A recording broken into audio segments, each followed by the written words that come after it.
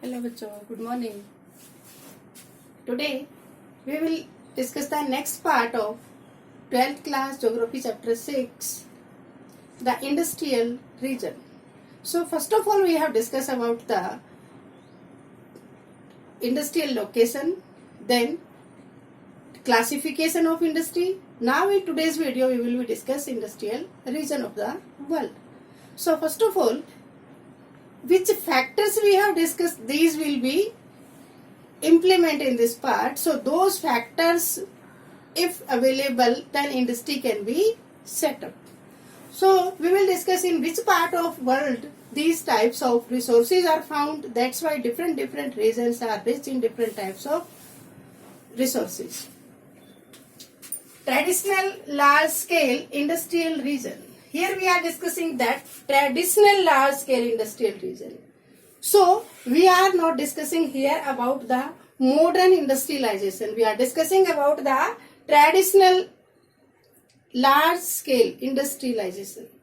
Here during the traditional time period, ancient time period, medieval time periods, whenever we are not using lot of techniques, at that time, in those parts where the industry is set up, so many problems were there. First of all, the problem of the pollution, we can say the problem of unemployment, because of most of the industries like that iron and steel industry, these type of industries were set up near the field areas where the iron ore, the energy resources, the seaports are available. So first one, we are discussing here the Ruhr coal field.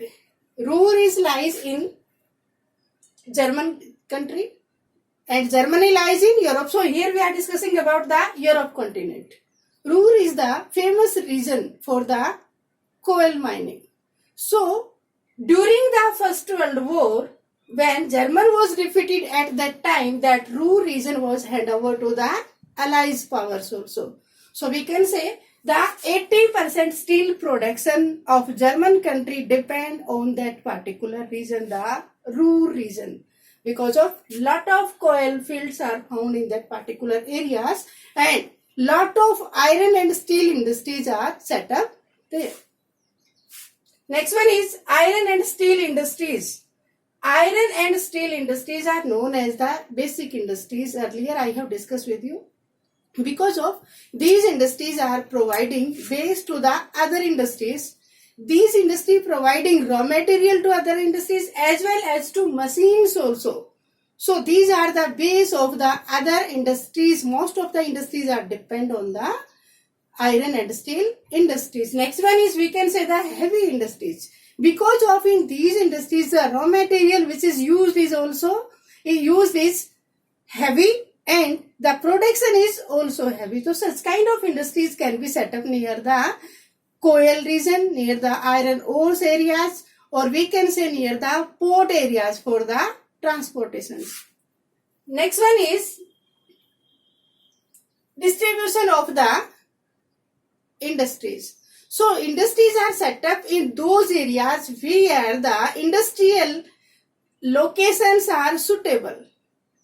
So here we are discussing the North America, Europe, Asia, USA. These regions are famous for the iron and steel industries. The most focus we are giving on the Alpine Plateau in USA.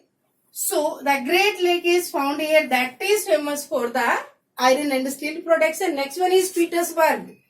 That is known as the Rust Bowl of USA. So lot of iron and steel production the US country getting from these two regions.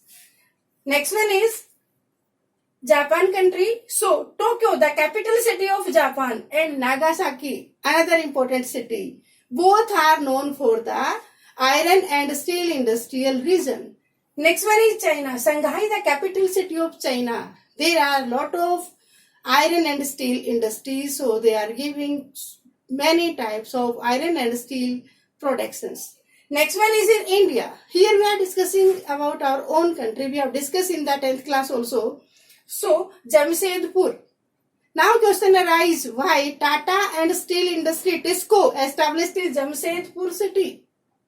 Because of due to all the industrial locations, because of it lies near the water bodies, lies in the areas where resources means energy resources, coals are available in nearby Jharia mines. Then in that particular area, iron ore is available, seaports are available, cheap labor also available. So we are discussing here that Jamshedpur and Bhilai, Bokaro. These are the famous iron and steel industry of India. The next part is cotton textile industries. So cotton textile industries are divided into three subsectors: handloom, powerloom and mill sectors. So in handloom, most of the work is done by manual workers. So we can say labor extensive. And in this part, little bit investment required, and the work is doing like that: spinning, weaving and finishing. Next one is powerloom. In powerloom sectors, there is use of machines and little bit work of labor. Increase the productions with the help of machines. Next one is mill sector. So lot of work is done with skilled persons and lot of investment required, and production is also more and profit gain. So let me discuss the distribution of the cotton industry. So most of the cotton industries are established in those countries which are the major producer of cotton.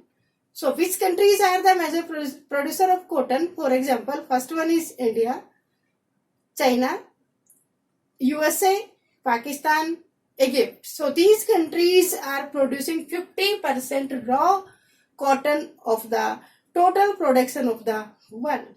Now we will discuss the next part of this chapter, concept of high technology industries. Now in modern era, most of the large scale industries are using lot of machines, use lot of skilled persons for operating the machines. They are using different types of technologies, and they are increasing the productions. There is a lot of investment, lot of physical capital, we can say the fixed capital and working capital also. So on the behalf of today's video, you will find out 5 very short questions. Thank you. Have a nice day.